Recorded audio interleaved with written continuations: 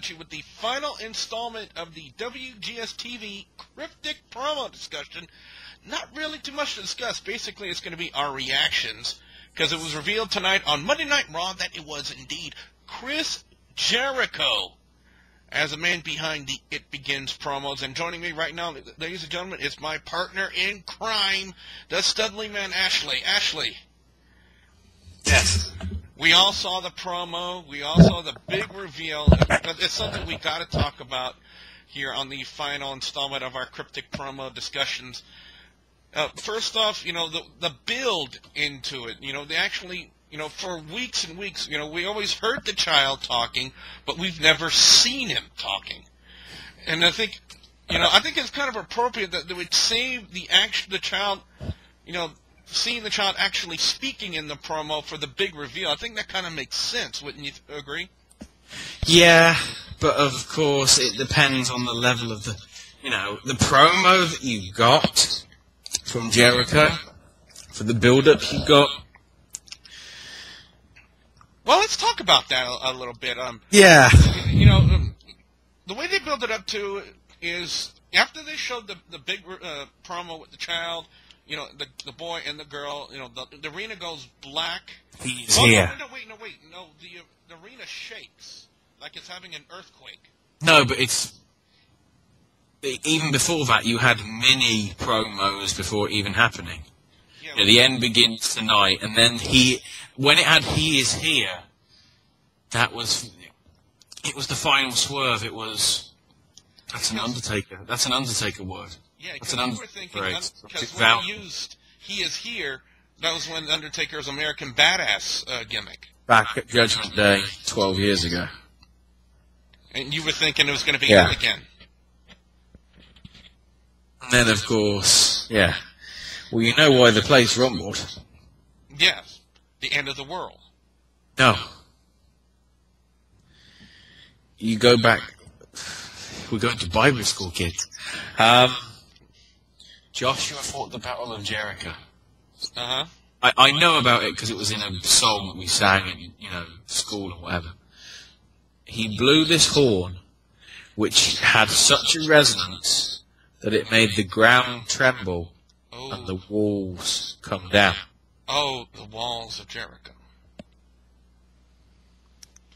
Thankfully, they weren't doing a show in New Zealand or Japan. Oops! Oh, God. Well, anyway, the big reveal. Apparently now, we were thinking... With a lit-up jacket. With a lit-up jacket, yes. Rockstar Jericho. I don't know.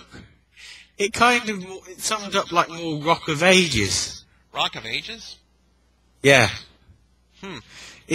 I saw a trailer for it. Basically, it's take 70s rock bands and set it to a musical, which features Tom Cruise and Catherine Zeta-Jones and all these other famous people who I can't remember. And, in a side role, most importantly, big sexy Kevin Nash is one of the bouncers. But that's what it kind of was. It kind of was like a camp thing. Because the way the lighting was, it was kind of like, something you'd see Elton John wear in the 80s. Yeah. No offense, but the wardrobe seemed a little weird. Yeah, it definitely did. And also he was shirtless. Well, let's talk He must have been in Point Break or something, or Top Gun, before he went out. It's like, hey, you go here, my jacket will show you the way. Highway to the danger zone, motherfuckers. Anyway, let's talk about the reception Jericho had on Monday Night Raw. Were you rather shocked or at all that he got a huge pop from the crowd for his return? No. Arguably, it wasn't as loud as when he came back. For the second coming? I say, the second coming, which is the first time he came back. Yeah. Back in 2007. That was a louder pop. And of course, the thing is, that promo had quite a bit of talking in it. Yeah. Because, you get code is the answer is the code. You get the standard, you get the standard 2 to 3 minute entrance, like he's done previously. Yeah. When he's come back. And then he goes in the ring, and all he does is go, yeah, I'm here, yeah. High-fiving the crowd. Maybe that's a way of communicating a promo in itself without actually having to talk. Think back to when Undertaker and Triple H had their big return in February of last year. I say last year because we're in 2012, not 2011. You know, when they came back, all they did was stare at each other, stare at the WrestleMania sign, then stare back at each other, and without saying a word, we automatically knew Undertaker, Triple H at WrestleMania. Yeah, but the thing is, the Jericho promo didn't do anything to that effect until about 10 seconds from the end, when he walked out. What do you mean? Because, well, you heard the crowd turn. Yeah, because they wanted him to speak. And the crowd wanted him to come back. And he came back. And because the crowd were not impressed by his return, because they wanted more from him than he could possibly give, this is possibly the way it could be angled in future weeks if they do explain it. This is the way I think it's going. You know, he comes back, gets cheered, just walks out, and then he feels that enough. You start to hear quite a lot of booing from the crowd because, obviously, that's all that happened. And then, just as he's there at the top of the ramp, the huge smile that he had starts to go away. Is still there. Not as big, though. But the lip just slightly goes as if he's gone smiley stone ashen. Yeah. And he just walks out in his, you know, Chris Jericho swagger that he had back when he was a heel, when he was around a year or so ago. So that was the thing. That promo was nothing until, you know, and would have been rubbish until seeing that last 10 seconds, because there, like with most promos, you just need to plant little seeds, and from those little acorns, huge oaks grow. Something could happen with that over the weeks, which will actually develop into something more substantial than what you got tonight. What I feel is, I feel they are done with the big reveal, considering the fact that we had of she in the promo. You know, like she was shown in the promo thing. It's a bit disappointing. You know, everybody thought, there's somebody else coming in, and it's like, no. Well, maybe not. Speaking of people coming in. Oh, God, what? Where was the other person who's supposed to return tonight? Brodus Clay. Yeah, we need to talk about this here as well, because Brodus Clay was one of the other ones mentioned, and the fact that last week they said, you know, Laurinaitis was on the phone, and like the last time it happened a few months back, he said, no, I'm going to save you till next week. You know, the first Raw 2012. It'll be huge. And, you know, I was calling this, I think, from 45 minutes into the show. You know, 45 minutes in, I was like to everybody that we were talking with on Skype while Raw was on. Yeah. Can you sign up Brodus Clay here? I even tweeted it on Twitter tonight. And then, even just before I missed the Jericho promo live, due to my stupid update, I was saying, still no, you know, look at the time. We've got 40-ish minutes left. We've still got the main event with Cena. And we've still got something to do with the return. Where's the filling in for Brodus Clay? Now, there was a space open because Kane never turned up for his 6-man tag, which eventually became a 3-on-2 handicap. Which was handily disguised by the fact that Mark Henry's still injured. But what did they do? Have him and Big Show disqualified by just hitting each other with steel chairs. Yeah. Because they're men. Mm-hmm. Or something. So then everybody thought Brodus Clay is going to replace Kane. Didn't happen. And of course, all of a sudden, No, match is over. And then Kane apparently thinks he's the Big Show from 1999, knifes through the ring apron and goes to take out Ryder and Cena. But and then you out there are going, St. Valentine's Day Massacre 1999 Steel Cage match, Stone Cold Steve Austin, Vince McMahon. Look it up, people! Damn good cage match. Damn good McMahon. Even McMahon said that's the best match of his career. Even though it did break his tailbone. Yeah. But yeah. Then Kane saw Ryder and tried to drag him in the hole. Then, of course, Super Cena had to come in. It was like a tug of war. It was like, It was just weird. Eventually managed to get him out of the situation. And then the best bit of pyro all year. Okay, there's only been 2 days of it, but I'd say the best pyro of even 2011 happened in 2012. I don't know how much fuel they put in that fire to go through the ring hole, but you could stick a barbecue on that and get a nice grill. Yeah, definitely. Now, last thing I want to talk about on this video is the timing of Jericho's reveal. Now, with everybody assuming correctly that it was Jericho, that he would interrupt CM Punk's match with Dolph Ziggler tonight, which turns out that was not the case. Do you feel that with the reveal, the timing of the reveal, do you think it was a mistake not to reveal him during the CM Punk match, or do you think that they have other plans for Jericho? The way they did it, to be honest, makes it brilliant. Because I think, as with last year, your WWE title match on the first Raw was an early contender for match of the year, because that was a good match.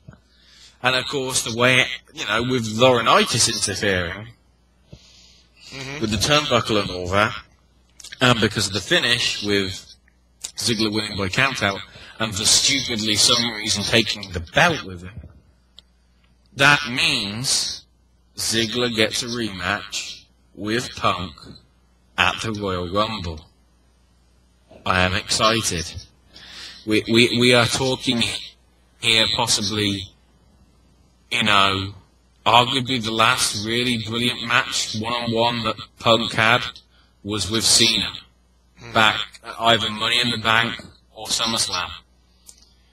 And, hopefully we get something of that caliber again on one of the big 4 pay-per-views. I mean, take aside the Rumble stuff. Take aside, whatever Daniel Bryan or Big Show's going to be involved with SmackDown.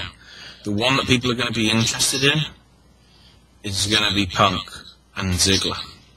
If they do it as normal and have the Royal Rumble as the actual main event, the one before it, the unofficial main event, I think is definitely going to be the Raw title match, because that's got potential.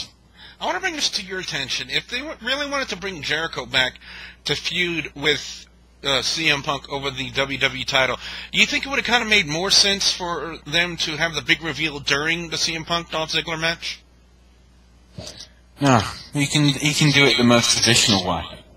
And that is? Win the Rumble. Well, you got a point. Yeah. Never won the Rumble.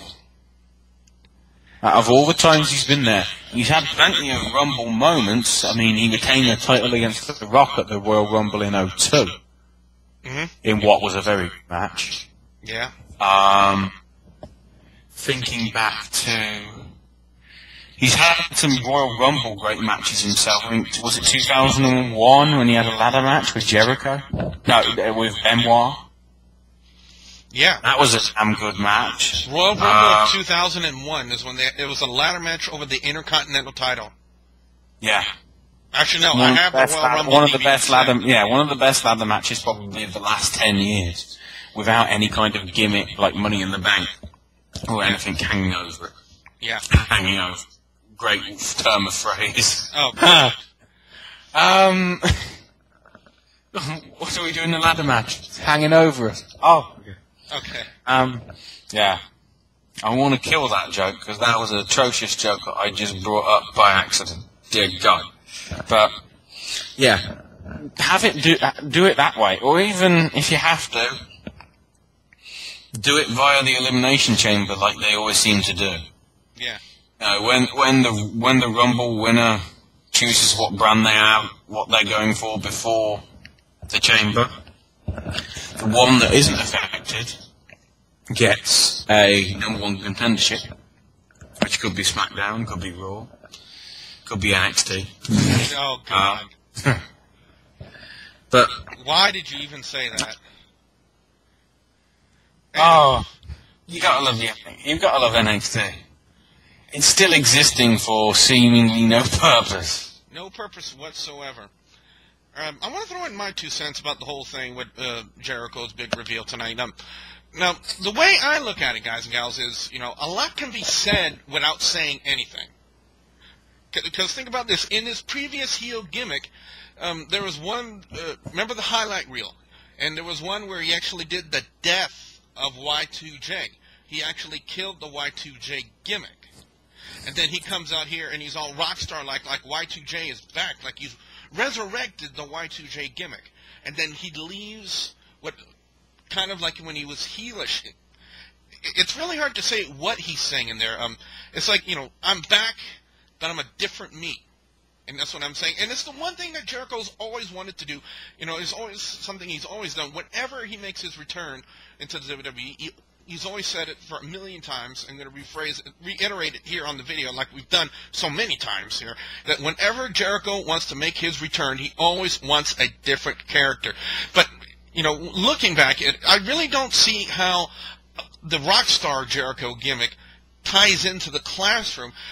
I'm thinking that's possibly something we might see develop within the next few weeks, is, them, turning the Jericho character to tie in with the Classroom gimmick, the end of the world as we know it. They're calling him the Prophet. Yeah. And another thing that Jericho's always been referred to is the Ayatollah of Rock and Rolla.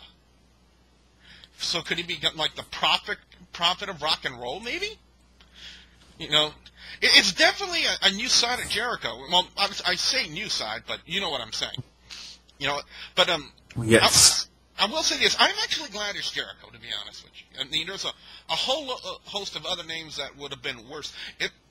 No offense to Brodus Clay, but if they would have brought him out for the It Begins promos, that would have been the biggest crock of shit everywhere. And I don't care if, all those Brodus Clay fans, all 2 of you out there who are offended by what I say. It would have been the biggest crock of shit on the planet to waste that much time and that much production value on someone who's relatively unknown in the WWE. The only reason he was known in the WWE is, 1, for NXT, and he failed at that at best, and 2, he was Alberto Del Rio's lackey.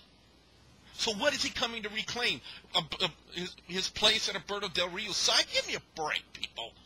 It's not going to be Brodus Clay. Undertaker, I would have been on the same level as it would be for Jericho, because those were the 2 biggest names that we've heard over these past 6 weeks in these promos, Undertaker and Chris Jericho. I would have been surprised if it would have been the American Badass Undertaker, but I'm actually pretty, satisfied that it is Chris Jericho, because I've always felt that the Jericho fits in more with this style of gimmicks, making his comeback than the Undertaker did. And Undertaker, when he made his return, he's supposed to be the last outlaw and stuff like that. He never really played up to that gimmick. He never really considered him, never played like a last outlaw or anything like that. He just, stuck with what worked with him, and that was the dead man gimmick. He tried to make it work. He even came out to Johnny Cash's music. Ain't no grave gonna hold my body down was the song, and still he just couldn't play it to that gimmick. And for those of you who have WrestleMania 27, I believe that's probably why they took that song out and they piped in the Undertaker's original music, because he just wasn't tying into the Last Outlaw gimmick like he was supposed to. Yeah. Now, what I want to see from Jericho in this classroom gimmick is the way they tie in together. How are they going to make this new character, this new gimmick from Jericho, tie into his promos? Because he was able to tie himself into the Code promos. Even inventing a new gimmick, a new finisher for his gimmick, the Code Breaker, and had the new gear and everything. And he was tied into this gimmick. Ashley, how do you see them trying to tie in this classroom gimmick into his new character? I don't know. To be honest, it might mean nothing. Really? Yeah, it could mean something, but it could mean nothing. Well, it's hard to tell. Yeah. Stuff needs to elaborate on itself over the coming weeks in order for it to make sense. Definitely. Some capacity. Now, let's look back on all the promos, starting from It Begins, The Second, Look Within, Profitless, all of those promos, and up to the big reveal of Chris Jericho tonight. Are you at all disappointed in the way that the WWE presented these promos and did the big reveal of Chris Jericho tonight? Yeah, because just the nature of it, with him just coming out and basically doing nothing. You did all that hype for somebody coming back, which turned out to be Jericho. And then when they do come back, it seems like to the fans, they're not, giving it their all. But I think that might be part of the storyline. I'm thinking that as well. Arguably, this could even be the reason why they don't need to turn John Cena heel, because Jericho's showing Cena how it should be done. Exactly. Because people will probably cheer Jericho next week if he appears. People will boo him. Now, he will just go heel like that. But then, again, isn't the number one merch seller and all that, but... Well, the reason why he hasn't been the number one merch seller is because he hasn't been there. He hasn't been there. Yeah. Now, looking back at some of the promos, what do you think were some of the biggest clues, the biggest tip-offs, besides the notebook that had his name on it? What were some of the other bigger tip-offs that it was going to be Jericho in these promos? For one thing... the globe. Profit. Wow. Considering the fact he's always considered himself to be the Ayatollah of rock and roll, I think Prophet kind of fit, in my opinion. Yeah, but the globe. The globe is the big one. How is the globe the big one? We are the best in the world at what we do. I am the best in the world at what I do. His catchphrase. So what we want to know now, ladies and gentlemen, boys and then girls... Go ahead. The other one, was it week 4, week 5? Things will never be the same again. Yeah, that's true. Things will never be the same again. That's true. You're just missing one word. Ever. Does everyone know? Ever. Billy's constipated again. I'm going to get you for that one when this video's over. Oh, don't worry. You probably will. Tables may be turned. And, I might get flushed down the loo. Oh, Lord. Anyway, I must say, I am not disappointed at all. With the way the WWE presented these promos and the fact that it led up to Jericho being the big reveal. A lot of people... Go ahead. I'm not disappointed. I'm just... Curious, maybe? Confused / curious / Huh? Well, on that note, it's time to say... Then the question is, are you? Huh? Are you confused? Are you satisfied? Are you disappointed that it's Jericho? Were you expecting somebody else? Or what did you take from Jericho's silentless promo on Monday Night Raw tonight? You know, what did it say to you? Because sometimes, like I said, a promo can speak a million words without saying one thing in there. Because you never know. Like Billy suddenly changed colour. And user on the promo name. Can I ditch that? No, yeah, let's ditch that. I don't think it's even worth mentioning. Take two. Don't worry about it. It's edit point. So, okay, again, boys and girls, we want to know what you have to say on the big return of Chris Jericho tonight. And, of course, you know the way to do it. There are two ways for you to do it. You can either leave your comments in the comment section below, or you can leave us a video response with your thoughts on, one, the entire campaign of the It Begins promos, and two, the big reveal of Chris Jericho. Were you at all disappointed? Can be happy, you can be sad, you can be annoyed, you can be indifferent, you can be confused to everything via video and or text. Down there. Down there. And don't forget, if you like what we have to say in this video, do us a favor, hit that like button, and if you haven't yet, subscribe to the WGS Hit the YouTube like channel. button, it's there. Hit the subscribe button, it's up there. Hit my nose, it's there. You did that yourself. Anyway, with that being said, he's the Studling Man Ashley. If only we make this in 3D. Oh, Lord. Oh, if you're watching this at the end, just to make it even more festive, put the snow button on. Yeah, put the snow button. We're in the snow. Look, it's a snowstorm. Ah!